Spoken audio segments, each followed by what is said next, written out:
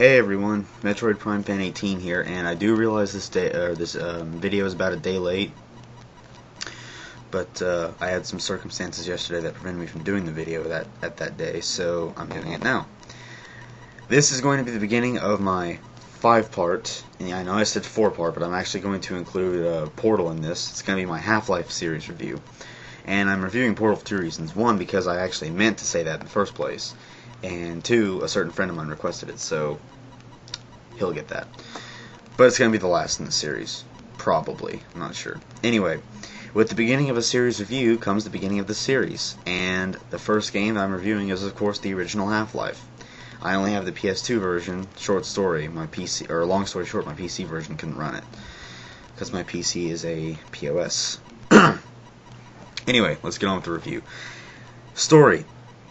Half-Life begins with you controlling the eventually going to be incredibly well-known, or famous, or infamous, depending on their points of view, theoretical physicist known as Gordon Freeman. Gordon Freeman is, his occupation is at this giant facility known as Black Mesa. And in the beginning of the game, you're riding a tram to the anomalous test facilities, or test facilities in anomalous materials laboratory. And you eventually get there, and you're instructed to find your HEV, or hazardous environment suit, which is you'll become very well known with as the game progresses. And in the future games, it's in every Half-Life game there is. It's basically Gordon's second skin. And you eventually get down to the actual test chamber, and you're instructed to work the anti-mass spectrometer, which I don't know what the real function of that's supposed to be. I mean, they're supposed to like calculate energy output or whatever for some reason. I guess to, I don't know, test something. And you have this specimen come up eventually. Now, I think in the PC version, this specimen is some type of alien. I mean, it's been a long time since I've last seen the speed run of the PC version, but in the PS2 version, it's just a cart with like a yellow and black striped box on it, so I don't know what it is exactly. But anyway, you push it in the beam, and then all hell breaks loose. Green beams of energy start coming in everywhere, the base starts falling apart, and these aliens from this alien overworld called Zen start falling in. Vortigons mainly. Vortigons are like these bipedal aliens with 2 long arms and 1 eye. They shoot green energy beams out at you. And then Gordon just gets teleported all over the place. I mean, at first he's teleported in complete pitch black. He goes back to the chamber. Then he actually goes to Zen and sees 2 bull squids feeding. Bull squids are like these also bipedal aliens, but they walk like they're quadrupedal. Like they have 4 legs. They're hunched over kind of like a dog, but they only walk on 2 legs and they have these squid-like mounts. And then he gets teleported in between this squad of Vortigons who just glare at him in mystery. And then the next level begins. And basically that's when you start your long trek out of Black Mesa. Now you're instructed eventually, or you're told eventually, that the government is coming. And they think it's to save you all, when in fact they're actually trying to cover up this operation because they don't want word of this spreading to the rest of the world. So they are killing anyone and everyone involved in this project. That includes scientists, civilians, and especially you. Now, when you eventually make it all the way to the reactor, you're instructed to eventually shut down the reactor to close the rift between the 2 overworlds. And you get a bit further after doing so to your friends Isaac Kleiner and Barney Calhoun, who remain with you throughout the rest of the series, at least so far. I don't know what's going to happen to them in the sequel, or when the sequel's even coming out.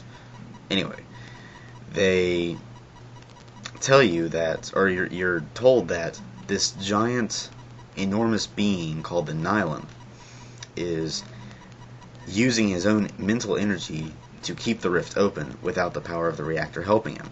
So he's exuding some pretty strong mental strength to keep this rift open by himself. And he's sending his offspring into the Earth. And Gordon is instructed to take the long jump module, which is a thing that allows you to make long jumps because you're going to need it. It's literally impossible to navigate without it. And go into Zen, which is what the overworld is called, XEN, to take out the Nylon and close the rift. And so that's what he does. He goes into Zen, he makes his way to the Nylon's lair, and finishes him off. And all throughout the game, you're pursued by this guy known as G-Man, who somehow knows a lot about Gordon Freeman and has extremely stunted speech. And he's just an incredible mystery. I mean, even now we don't know who he is completely. Hopefully that'll be revealed in the sequel, again, whenever it comes out. So that's the story. Gameplay in this game is incredibly smooth, I thought. The controls are fluent. The gameplay in itself is extremely fun and addicting. The controls don't have too much of a curve to them. There's plenty of weapons to choose from. I mean, you have a crowbar, which is his most trusted companion, because you have that in every single game. A crowbar, pistols, crossbows, all the way to these little tiny alien bugs called snarks, which are extremely dangerous. I mean, once they've destroyed their target, they'll turn on you and start biting you, and they inflict big damage fast. If you get swarmed by these things, bye-bye, you're dead.